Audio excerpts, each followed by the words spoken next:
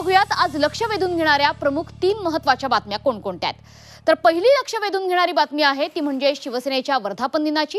दोन्ही शिवसेनेचा आज वर्धापन दिन आहे.